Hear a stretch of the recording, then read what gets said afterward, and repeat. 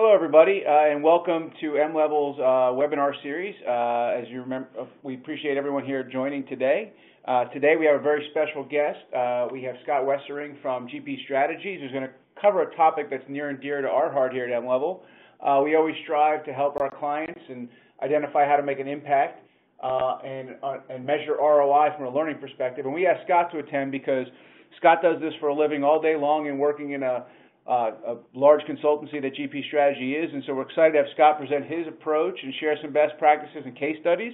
Remind everybody that this is a collaborative webinar, so if you have questions, feel free to post them in the chat session or raise your hand and we'll get to you, and we'll actually allow Scott to stop presenting and go through that place. So Scott, without further ado, I know most of the attendees are not here to hear me give a great opening speech about you, but instead here to hear the content, so I'll turn the floor over to you and let's get on with the show.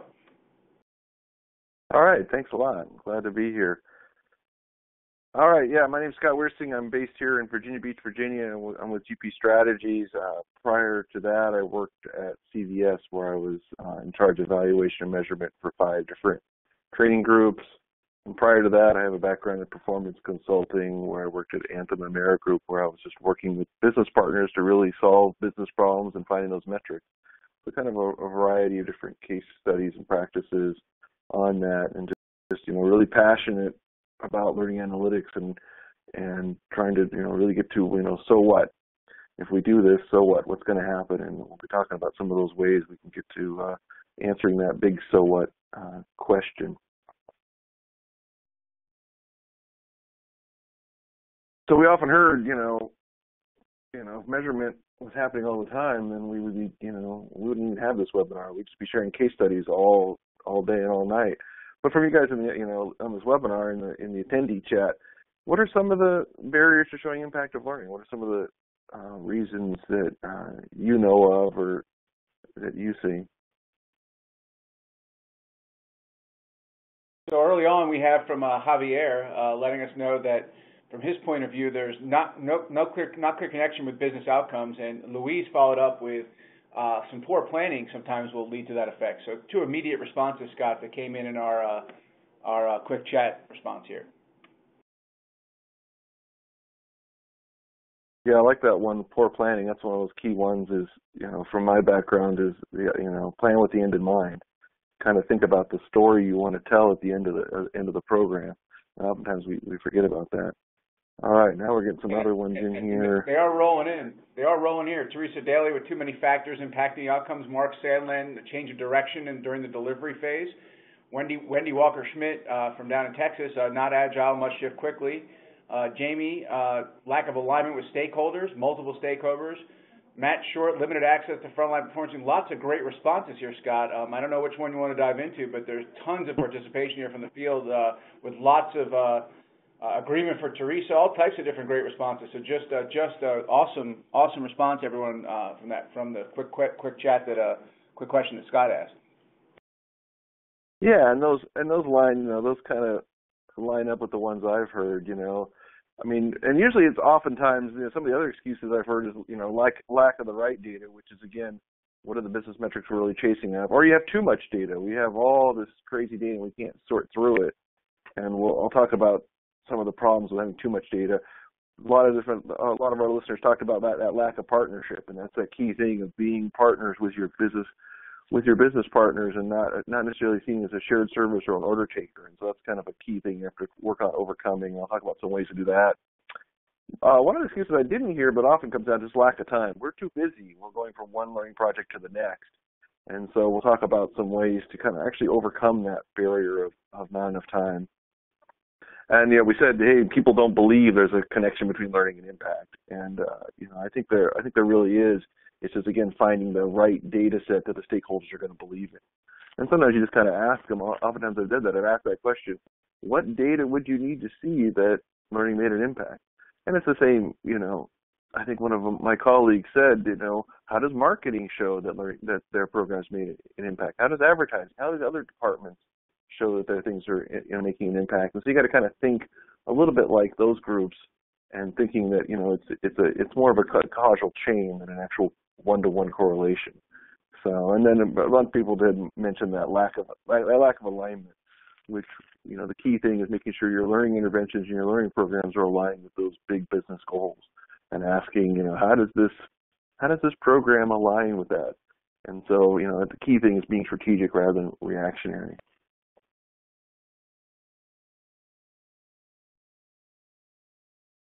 So when the slide comes up, it's a black screen. That's strange. Okay, it's coming. The next slide. Tell me when the next slide comes up. I'm seeing barriers. Let's see. You're up. Your next slide's up.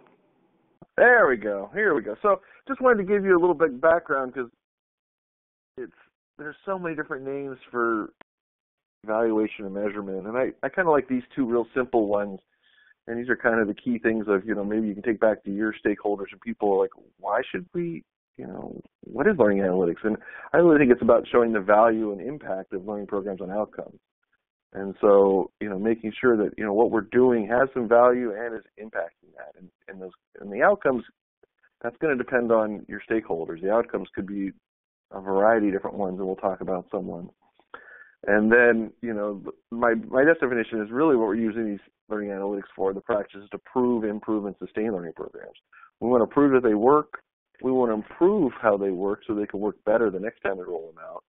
And then, make sure we sustain them so we can use them year over year and make sure we're still getting the lift that you want. So again, one of those key things is learning analytics isn't just a one-shot thing. We just want to make sure we keep taking a look at the data and our practices to make sure that we're making a difference.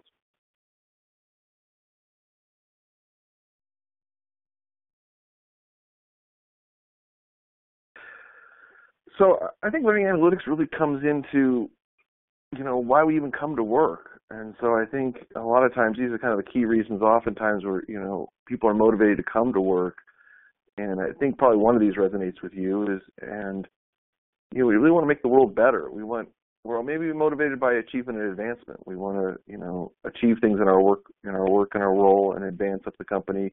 We want recognition, and then, again, we want the job security. We want to make sure that our job makes a difference. And so I think with, learning analytics, it all fits into these kind of things because we're actually trying to do exactly these kind of things with measuring impact. And so, I think here's some, key reasons of why you should be, using learning analytics and taking a closer look at your programs and their impact. We really want to see if these different approaches are making a difference. Agile is one of those key buzzwords, and maybe your learning department needs to, we need to be more agile. I'm like, well, one of the ways is evaluating what you're doing and making quick changes to improve results. And so that's a key thing is just, making sure you're doing some test and learns and some small pilots so you can see, hey, did this actually make a difference? Try to avoid the, let's train everybody approach. Another reason you should learning analytics is, again, you want to align those solutions to company goals. We talk about alignment. Really, a key thing is we want to focus on results around activity. We need to move away from reporting completion rates and how many people completed this course and move it to, really to what those results and what we're hoping to gain as a result of those courses. So that's another key thing about why you should learn analytics. We need to be in our role, we need to be accountable. We need to deliver on what's promised and needed. And so, those kind of key things, we're going to do this and it's going to result in this, and this is how we know. Again, back to, I think it's key to tell about the story you want to tell. Learning analytics also, again, being data driven. We want to be able to have data to make decisions. We don't want to make decisions based on what we think or what we feel. We want to actually have, we want to know what programs we should keep, which programs we should improve, which programs we should add more people to, and we need to have that data to do that. Again, because of that, then you can actually prioritize programs and provide value. Again, a better priorities and where you should spend your learning dollar on which programs. Without an evaluation plan or without learning analytics, you're not going to be able to do that. Another plus, if you're doing these kind of things, you can actually start, again, winning awards. There's a variety of different organizations that have evaluation awards that you can take part of, and again, that can motivate you towards that achievement and recognition. And then I think learning analytics also drives employee engagement. People do really well when they know that their job is making a difference, whether you're a trainer, an instructional designer, or a learning manager. The more you the more you know that your work is actually making a difference with outcomes and on the floor, you're going to be more engaged in knowing that whatever you're creating, whether it's e-learning or development program, is actually making a difference.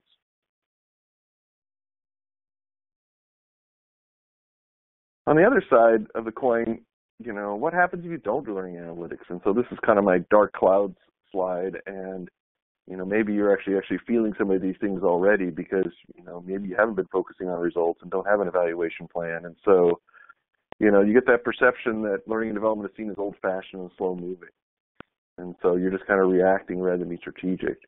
And I've seen it. Investments are made on perceptions, and so training is often first to be cut because they don't see that. They may see that you trained 1,000 people, but they don't see the value in it. And so, well, you can only train 800 people this year. We're cutting your budget by this. So be careful. That's one of those kind of key things if you're not really showing that value and having those stories. You could be wasting resources. You could have programs that you're offering that cost a lot and you're dedicating resources to, but are really underutilized. And so, learning analytics can get you a better idea of which of those ones are making a difference. If you're not learning analytics, you can be reactive and tactical, which means, you're just taking those orders and you're determining should it be a web-based training or an ILT or whatever it should be. So that's one of those key things is, you actually want to be strategic and have some data behind your decisions. Without learning analytics, it's really hard to show progress or improvement month over month or year over year. And so that's another kind of thing to be thinking about is, your first year, this is what we did, and this is what we did our second year. And it could be from, our first year we did one impact study on one program. The next year we're going to do 2 or 3 or 4 and try to increase the number of projects you're actually doing impact studies or case studies on. And like I said, your team satisfaction will diminish. If you guys are just so busy, answering the mail and building stuff, information or whatever, you're going to get kind of frustrated.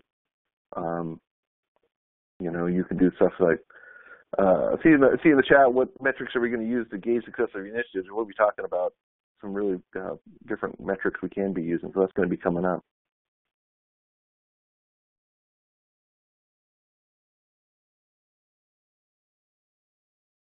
So I want to kind of tell a little story about learning analytics and data. And so, a man went to the doctor to know about his heart condition.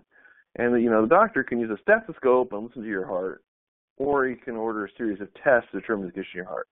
And I think, with learning analytics, the more time you spend collecting and analyzing the right data, the better the diagnosis. You know what's working and what you can do to improve it, and really sustain your health. So, learning analytics, gives you that better picture on, all the things that are happening, and it, helps you contribute to your overall health. It's not.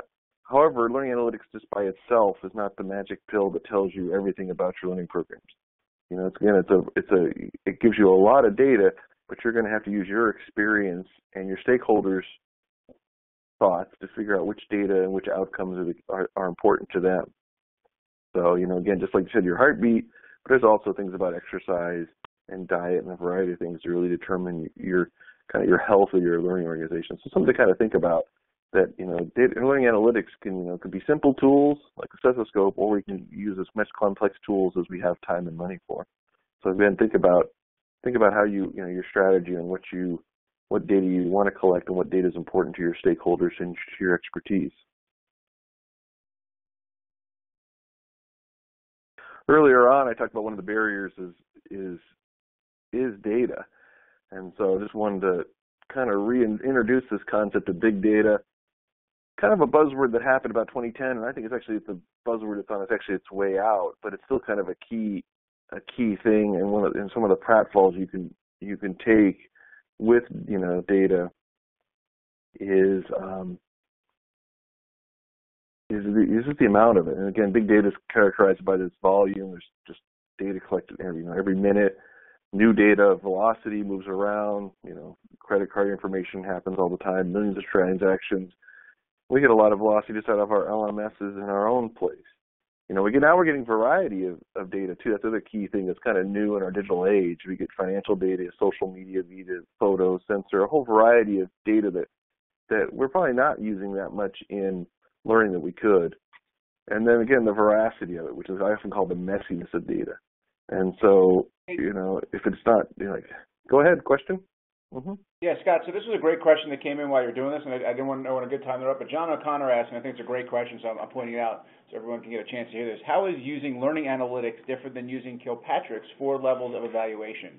A constant, question I think learning practitioners have. So I'd love to maybe get your insight on that for John, and I'm sure everyone else is curious. So I think there's a variety of different evaluation models, and so learning analytics is, again, I said the practices to prove and improve. And so you can use the level 1, 2, and 3 and 4. That's a good framework, and that framework has been around so long because people are used to it. However, it doesn't necessarily resonate that well with business people and with stakeholders. So, have I come up with a better one? Probably not. So again, it's a model or a practice that you can use to formulate your evaluation strategy and your practices.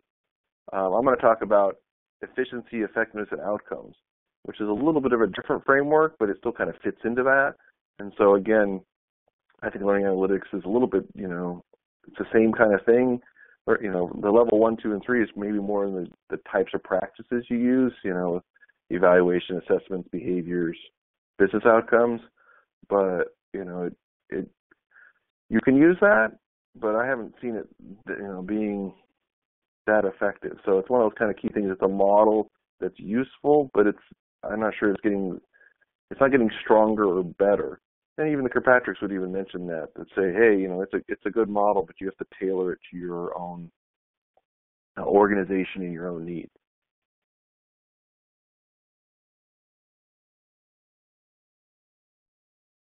And I think a real key thing with learning analytics is start with the end in mind. So, Kirkpatrick has the kind of levels and sequential, and I think learning analytics is really starting at the end, and so you're kind of really trying to develop questions. And even that's the problem with the big data thing is people get this idea that we have all this data. What does the data tell us? And you shouldn't really take that approach. You should really go backwards and think about what questions do I wish the data could tell me? And then try to find the data that matches those. And so often those cases, we have big data and it's messy, but we really want to keep, figuring out what the questions. And here's some of what I call some of the best questions of learning analytics. And, they start off with, again, some of the kind of the basics. What happened with the training? People always want to know, how did it go? That's an effectiveness metric. And then remember, you're trying to come up with a hypothesis. What did we expect to happen after training? We did this training. What behavior, what do we expect to change? Let's go see if that happened. We can also just do things like, how much did we save? Efficiency. Those are some of the simple metrics. I'll give you some examples about saving time and money. So it's one of the simpler ones that we often skip over is, can we work on trying to, make our programs, a little bit faster? And then obviously the bigger questions are, what impact did this program have on? And those kind of big giant outcomes, customer satisfaction, profit, loss, those variety of things. And then we'll really get into the heavier questions of, why did the learning program work? And so asking the right questions in the data collections to answer those kind of questions. Why did the learning program work? What were the other support items we put in place that made it work? And so remember that your learning program isn't just a vacuum. You have to look at, did we have coaching and feedback and support? Did we have job aid? What are all the things that we did to make this program successful? And then, looking at those things.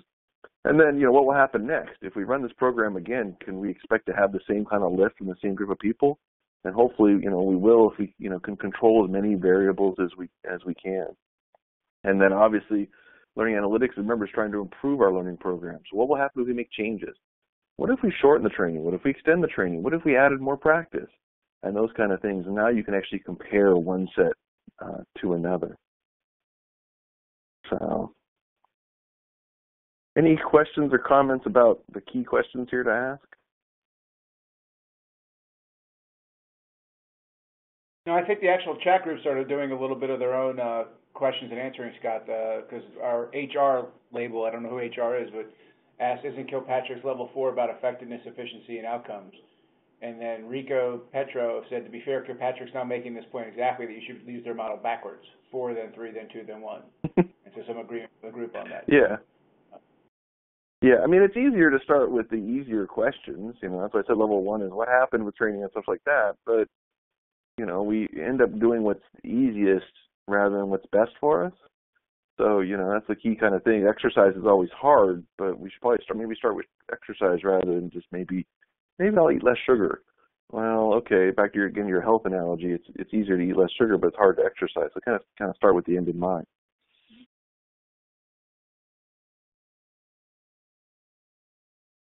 So I wanted to really, get into some of the examples of, really the ways to show impact. And, basically these are kind of the 3 categories. And yes, there's some overlap in these kind of key things, but my slides went away again. That's strange. Hold on.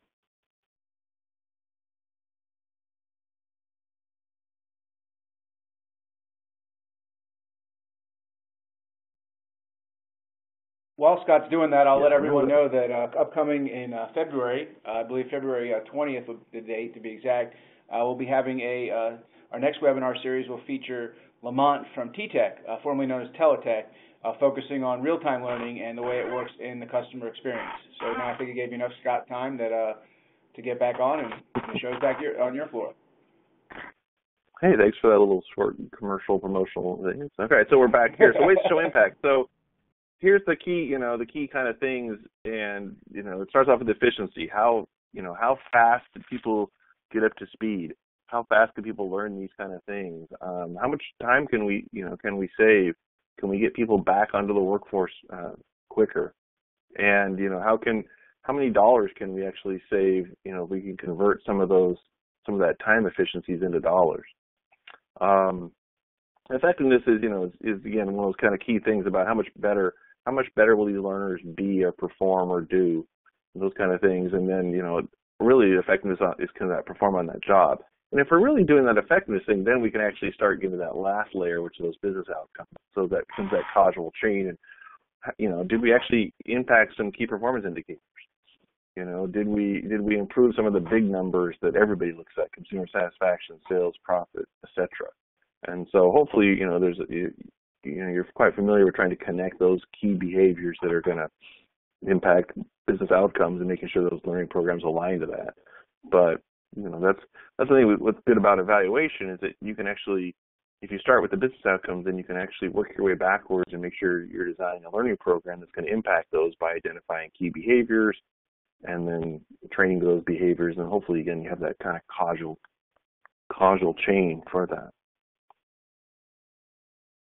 So here's some, people are always asking, well, what metrics could we use for efficiency? So oftentimes, time away from work, we often think that, they ask for a 1-hour CBT, and so we give it to them, and I've advocated for, hey, let's make the training 45 minutes long. We save 15 minutes by 1,000 people. That's a big, that could be a big efficiency thing, especially for compliance training or something like that. When you're trying to measure that impact or how we can save money, is trying to figure out ways to shorten it and save money and get the people back to work and have that time saved. And that becomes, again, converts to, the dollars saved. Other efficiency metrics is, we can try to increase, the amount of work completed at the end of training, or actually work on the percent of tasks completed on time. So, when I was at CVS, we did a whole giant study of changing our new hired call center training from 4 weeks to 3 weeks. And so, okay, we saved that, and then we tried to figure out, okay, how much did that save us, and how did that actually impact performance, on the job, because they had got less practice and less time on the phone. So again, you can measure programs to efficiency. People are always asking me, well, exactly how do you measure stuff? And again, this is kind of like 2 basic ways. The one is compare results before the intervention and after the intervention. So, how much work did people complete per hour, per task before, then after? They're doing it faster. And sometimes that could be because of technology, it could be because of the process. But we can take credit for those things because, again, we help train people on the new process, and we help train people on the technology. So, we can take credit for that we start saving 15, 20 minutes per person per hour, and that becomes kind of your impact on the efficiency. And then often the other kind of key way with any kind of learning program is compare the results of people who receive the intervention with those who do not. Because oftentimes we say we don't have any baseline metrics. Well, then again, try to find what is oftentimes called a control group. So a group that's not going to the training similar with another one. And that's another way to really show that, hey, our training's making an impact. And you can do this for efficiency, effectiveness, or outcomes. Just your basic your training. I would try to avoid training everybody and then trying to measure the impact. Again, it's just try to start small and see if it makes a difference, and then convince people, hey, we should train everybody on this, because it's just not a good use of things. Hey, Scott. That's a good question. Yeah, good question about in-person. Go ahead. Yanni said, any thoughts on measuring the impact of learning programs that focus on interpersonal skills, i.e. emotional intelligence, conducting effective meetings, etc.? I added the etc. part. Yeah, so it's one of those kind of questions about, leadership development kind of things and how to measure those. And those are ones where you're going to have to use either, a breaking off success method where you're interviewing people and ask them, how do you feel you're performing as a result of this training? Collect those stories. And so again, the data can be quantitative, like key metrics like efficiency, but it can also be those qualitative stories. So those kind of things. Or another way to do that is, again, just asking the managers, what was this person's behaviors or interpersonal skills on these items before and then after? And so again, that probably is going to go, you can again do that through focus groups or interviews, or you can again use kind of surveys to collect that kind of data on those things. And so, I've been working with some different clients where you kind of have people self-assess their own skills prior to a workshop, and then right after the workshop, and then 60 or 90 days afterwards to show the difference. And then you can convert those numbers to metrics. People had they rated themselves, 60% of the people rated themselves great in this skill, and then after the workshop, 90% of the people. So we increase the number of people that rated themselves in this skill on the training. And so it becomes kind of your thinking about your story that you want to show through your interpersonal skill development or coaching or whatever the behavior that's going to eventually impact your strategic goal. Yeah, it's going to be a little bit harder to connect that to an outcome, but again, it can be kind of the story of, hey, we're improving the skills of our workforce, and therefore we're going to improve our business because we're going to be doing these key behaviors better. Thanks for that question. It doesn't really fit under efficiency, effectiveness, or outcomes, but it's an important part to still measure.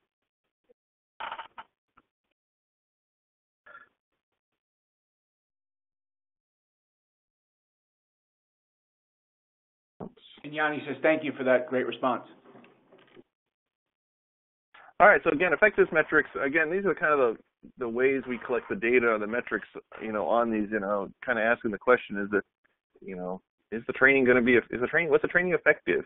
And so I think it's a key, the key still best practices is creating really crafted personal, custom survey questions about certain behaviors. Because I've seen, causal chain about the confidence of people at the end of training on certain behaviors and actually application on the job. And so that's kind of a key way to measure effectiveness. Test scores are, again, another way to show that effectiveness of the training, especially pre and post. This is how they were able to do with these scenarios, and this is how they will do afterwards. And then, again, the effectiveness of application on the job, that can be done through surveys or, again, through observation. And then probably the last one is that, the quality of the work. As a result of the audit of their work, did they improve? And so, again, another group you can always partner with is your quality department to look about, hey, we're going to train these people in this new behavior. How will it be audited and measured? And so making sure you always partner with them also when you're doing a new learning program, because they can really be good partners in helping you come up with those metrics and data. And so it's another group to kind of connect. Hey Scott, I have a question before I ask Javier's question, which I'll get to next. And you kind of hit on it with partnering. What's the best way for learning professionals to start to build partnerships with the data operations team, right? Because obviously, if you're running a program on how to improve sales and improve first-time call resolution, things that are clearly measured by the organization on a regular basis, whether in a talent management system, whether in a sales system, whether in ERP, really getting access to that data truly ties off the learning program to that data performance. How do you suggest that they go about building those partnerships? Is there, you know, in your experience working at CBS and now being on the other side of consulting, what's really the best way to kind of just give them maybe some cardinal rules of the road or words of advice? You know, I think the key thing is, you know, one of the key questions we always forget to ask is, you know, we always, hey, what are the metrics that you have that show there's a problem? That's what your stakeholder. And then the second question I always ask you, because you don't really want to take the time of that leader, is, hey, who on your team can I go talk to more? And so usually, again, there's a business analyst or there's a metrics person out there. You try to get their name and say, hey, I want to learn more about that. And I think one of the key things is just, you know, taking interest in these business analysts, because they often feel that they're collecting all this data that nobody's looking at. And so being appreciative and, you know, asking for certain things. So they're there to help you. And so, you know, they can either send you a giant spreadsheet with, you know, 50 columns, or they can actually narrow it down to, you know, who do you want? And one of my golden things was I always liked hire date in my data, because then I could figure out who my new hires were and measure them against tenured. And so that's one of always my key things to kind of ask is, and that's one of those key things, you know, develop a good relationship is have an idea what data you want, because otherwise, you know, they can't help you unless you know what you want. And so always kind of looking at, well, I need to know, you know, I need an ID number for a person, I need a hire date, I need a location, and some kind of production or quality measure that we decided that was good to track. And so those kind of key things, because they can often create you a report, and so you're not overwhelmed with that kind of key data. You know, and I think just, you know, thanking them for that data, recognizing them for those contributions when you're sharing that it's a partnership. And that's another way to keep building those people. But those are the kind of people you need to find, is finding those people that have the data. And again, usually your leadership partner will send you, you know, say, yeah, you should go talk to John. He's the one who creates all my dashboards or my data. And so that's another Awesome. a key way to do that. And so there's a couple more questions that came in. First from Javier, what's your opinion about scrap learning as an effectiveness metric?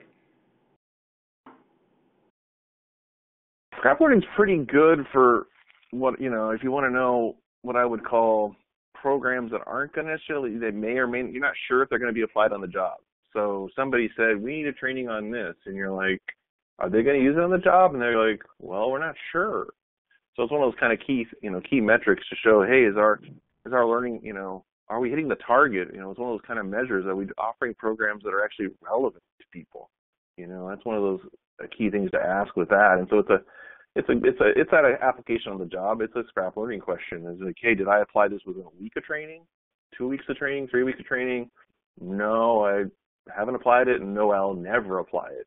So it gives you kind of some insights, because you may find out that you had some attendee issues. You sent the wrong people to training. This isn't, you know, a lack of alignment. People said everybody needed this training, and then you ask them 60 days later, or usually again about 60 days, 30 days later, did you actually apply this? They said no. I'm like, okay, we shouldn't offer this training to this group. So again, you can use that scrap learning to figure out if your learning and content is relevant, and if you're targeting the right people for the learning. Because again, oftentimes everybody should go to this training. And you're like, well, guess what? This role, none of them said they applied it. So let's save time and money on the next one. And so again, it becomes an effectiveness metric, and it also becomes an efficiency metric. We decided we weren't going to train these people because it wasn't relevant. So that's kind of the key things to kind of to remember on that. Yeah. So that's the thing about scrap learning. And Jennifer wanted to know, could you speak to the weakness of surveys as compared with behavioral measures? Oh yeah, I mean surveys can be strong if they're well worded, but behavioral measures and actually observing people on the work is a stronger measure. It's just an issue of time. You know, it takes a lot. You can't. You know, when I was in the call center thing, we observed. You know, we recorded and scored 2 calls per month, or maybe 5 calls per month. So behavioral is a very small sample size. You know, in a survey you can reach everybody. So you know, I think it's a combination of both. So I wouldn't trust my effectiveness just on surveys. You know, but if you can add surveys and those behavioral things like quality checks or monitoring calls, those become a more complete story. And then you can also start connecting the survey responses to those scores. I did a whole bunch of studies at CVS, and guess what?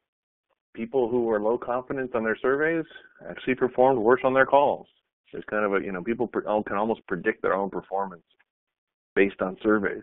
And because of that, you can use those survey data to figure out who needs more coaching and feedback. So one of those kind of key things people always ask me, should surveys be anonymous? And I'm like, no, you need to know who are those people that feel that they're not good. So you can go back and identify those and track those. So we didn't use anonymous surveys. And, again, most of the time people are willing to give their feedback. And again, it's a way to kind of support people. So that's another giant, huge issue. Should surveys be anonymous because people won't give you great feedback? And I'm finding that people will respond honestly and give them your name or some kind of unique identifier so you can track back to them and find out what's going on. I mean, we had problems where people picked the lowest scale on every question. And so we had to go back to them and go, hey, were you really upset with this training or did you read the scale wrong? And so they would say, oh, I read the scale wrong. All right, thanks. Or sometimes they say, no, the training was just really that bad. So that's another kind of key thing is being strategic in your surveys and trying not to over-survey people. I mean, that's just it. If you're sending them surveys for every little thing, that's going to make them less effective. Just like we don't observe every single behavior, we're trying to observe and give feedback on the key behaviors.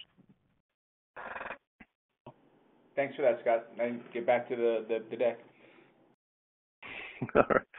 All right. So what is it? Let's go into some kind of case studies or examples on effectiveness. What does it really look like? And so this is your basic effectiveness. And so this was for a program that I did at Anthem.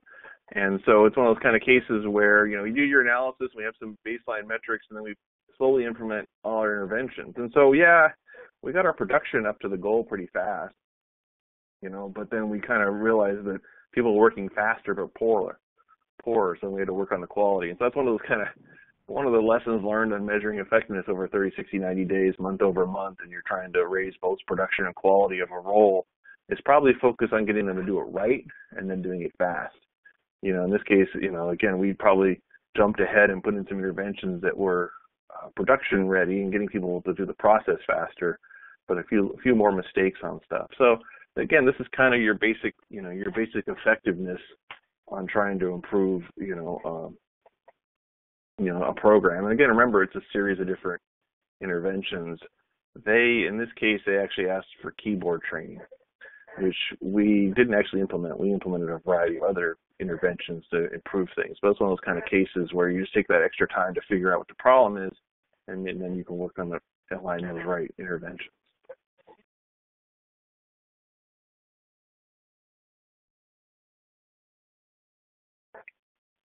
Here's another kind of effectiveness, kind of a sample here, and this was a leadership development program. So we usually used, this was done using the metrics of retention and attrition.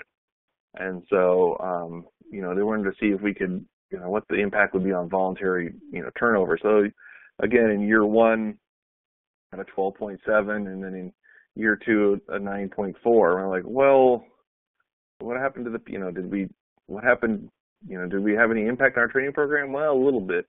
That year two people went down 8.4%. So the turnover was a little bit less. And then if they were trained in the current year, obviously, again, we made some changes to the program and it improved it down to a 4.4. And again, compared to the people that in that year two, where it was down to 11.4. So again, one of those kind of cases you can figure out if you're training the right people, hopefully you're going to reduce your turnover. And so, in this example, it seems the percentage of it are kind of small, but then you can connect a dollar value to each of those turnovers, those kind of things if you'd like. So that's just, again, another way to measure kind of the effectiveness of your program is picking a variety of different metrics.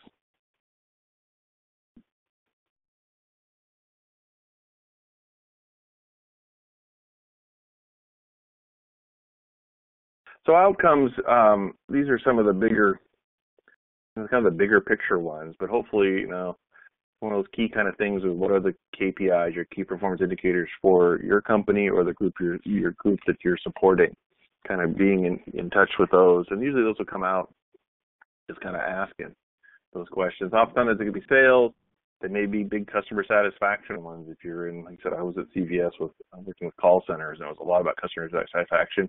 They could be just, errors and rework if you're in a manufacturing facility. I've done some experience with that also. So it all depends on what your business is, but usually those are kind of little big key metrics that are what I call outcomes or business outcomes.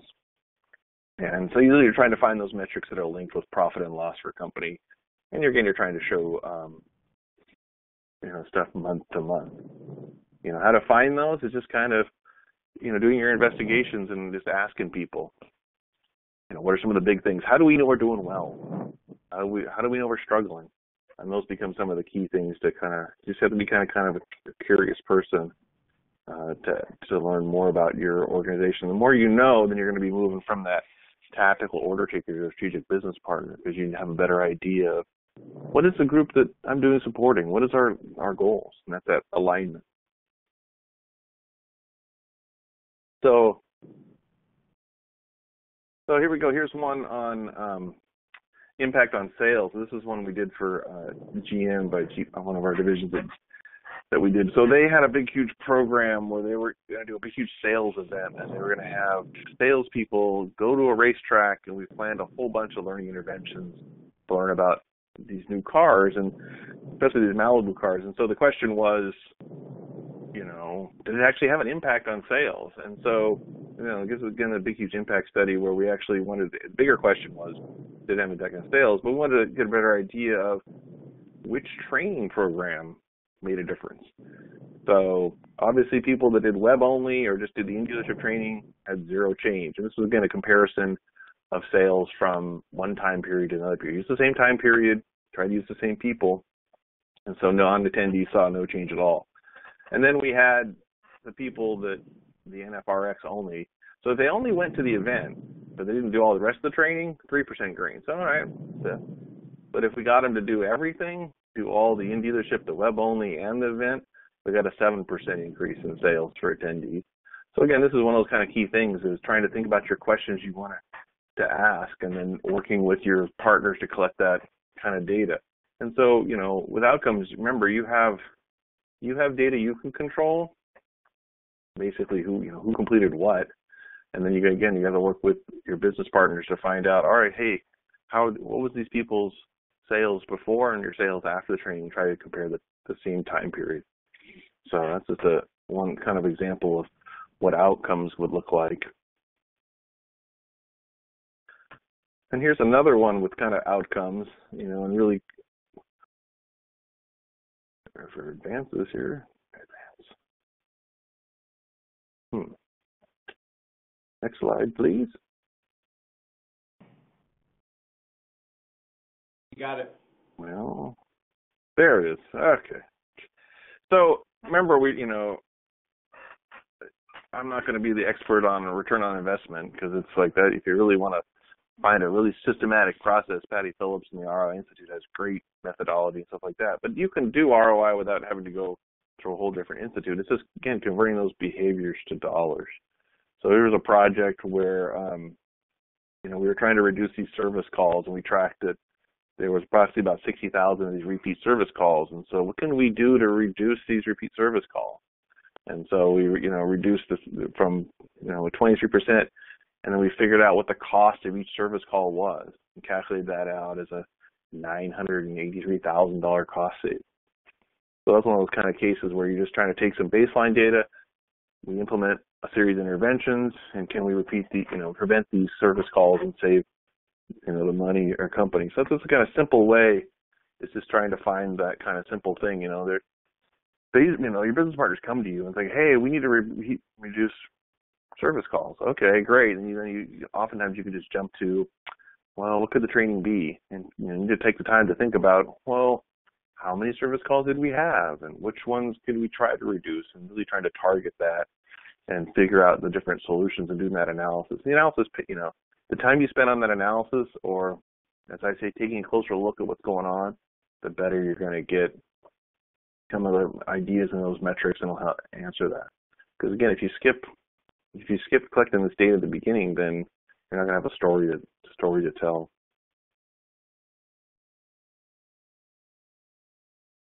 So, people are always asking me, well, how should I get started in learning analytics, or, when should I really evaluate a project? And so I think the key thing is, try to identify projects that are visible, strategic, and costly. Ones that people care about. Those are the key ones. Strategic, they're aligned to those business goals, and hopefully you're spending a lot of money and time on it. Because then you're going to get people that are going to actually, buy into, hey, we need this data on this. We're spending $500,000 on this project. Can we, spend a little bit of time on the evaluation of it? Another key thing is to try to find those partners who are data driven, and those are those people that are, trying to use data to improve their decision making and improve their action, because the data that you're providing them will help them get a better idea of how they're doing. So try to find those people that are interested, and then obviously you got to try to find those partners who want to share data. And sometimes you find those like, no, we don't give you that data. And it's like, okay, then you're going to have to measure the efficiency and effectiveness using your own learning metrics and data, because you're not going to be able to connect to the outcome. But that's again a kind of a start with those kind of things. That happens sometimes. It's just like, nope, they don't want to share you that data. They have their own reasons, or you don't have that partnership. And so, oftentimes when I was a performance consultant, you just deliver things on time and build that trust, and then they're going to open up to you, and you keep asking, and they go, okay, what data did you want again? And then you can just work on a small group or a small pilot and start building up that trust with your partners. So hopefully, again, the key thing is, learning analytics or evaluation only starts with asking the right questions. What are the goals of this program? What are the business problems? Why aren't we achieving those goals? What are those behaviors? Because then we can start measuring those behaviors. And then what do people need to do differently or better? And those behaviors then become that learning program. You can make sure your learning program aligns with the practice and the things you need to do. And those are the kind of key things that then, and if you can answer a lot of these questions, you're going to get the metrics you need to collect and the practices that you need to collect those data.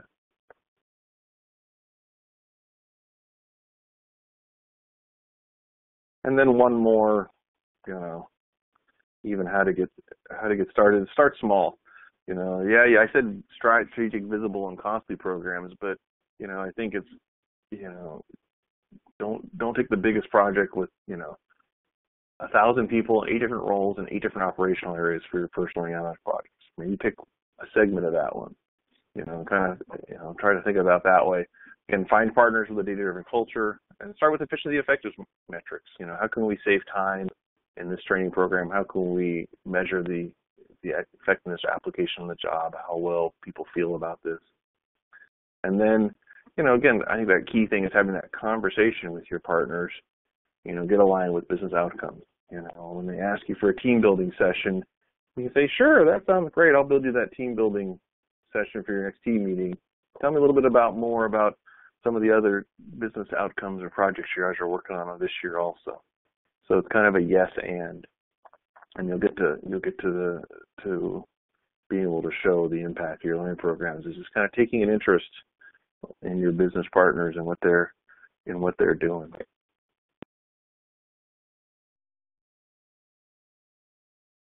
Well, Scott, thank you so much. So any other questions?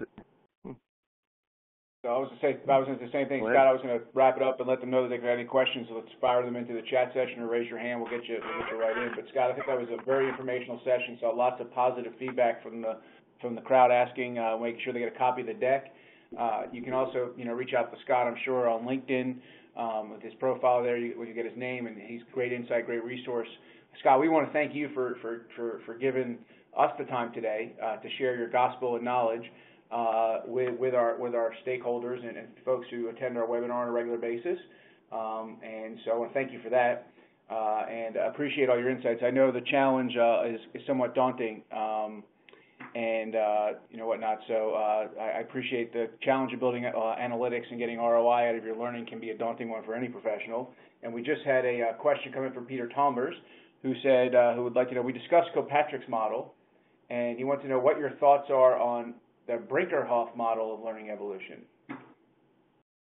So the Birkenhoff is that success case method. I never really used that, but I was working with a client who wanted a menu of evaluation choices, and so that is one of them. It's again, the pros and cons of it. The pros are that you can find, again, you can find those success stories, and you can get those personal narratives about, as a result of this training, I was able to do this, this, and this, and those can resonate because they become personal stories, which then you can kind of use for advertising or marketing and those kind of things. The downside is, again, it takes time.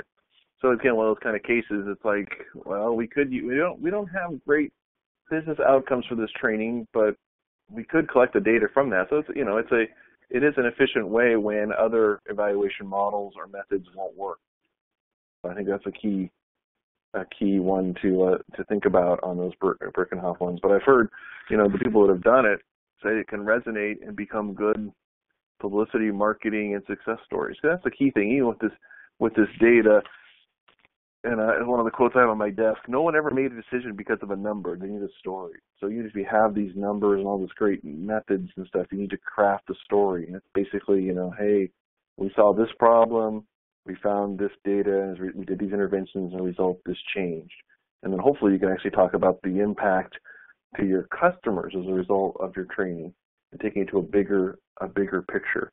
And so our customers feel better about calling into our call centers, or we're able to service their needs better. Some of those bigger picture kind of things also, which then ties back to your employee engagement and your workforce, that, hey, my job makes a difference.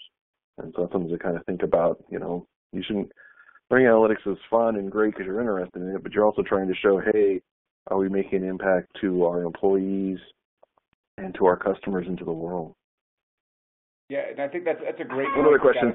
I'll wrap up with that point here, is that, I think what Scott's really saying is that learning analytics is one method, but the reality is that gives you a vehicle to protect, the investment you're making in yourself and your company from a training perspective, right? Because as Scott opened up, sometimes training can be that last line item on the budget that gets squeezed. And without that metric, that ROI story or that analytics, it kind of gives you that ability to defend that story and say, look, this investment is getting you the return you wanted. And it allows you to compete for that budget with your fellow stakeholders in both sales, marketing, and operations who want to provide you with that additional capital. So I think it's a great point by Scott to wrap up. And Scott, again, thank you so much for your time today. I want to thank everyone for joining, and I encourage everyone to be on the lookout for the next invitation. As I mentioned, we'll be having Lamont Exeter to come on and join us from what's formerly known as Teletech and now known as T-Tech, and we'll be talking about the real-time learning in the customer experience. And this is just beyond the call center and the contact center world. We'll also be talking about it from a retail and other environments. So thanks everyone for joining. Simon, we'll get that question to you, follow up via email. Again, thanks everyone for the time. I really appreciate people joining from all over the world, from Switzerland, London, and thank you so much for being a part of this series. It's special to us, and thank you, Scott, for your time again today.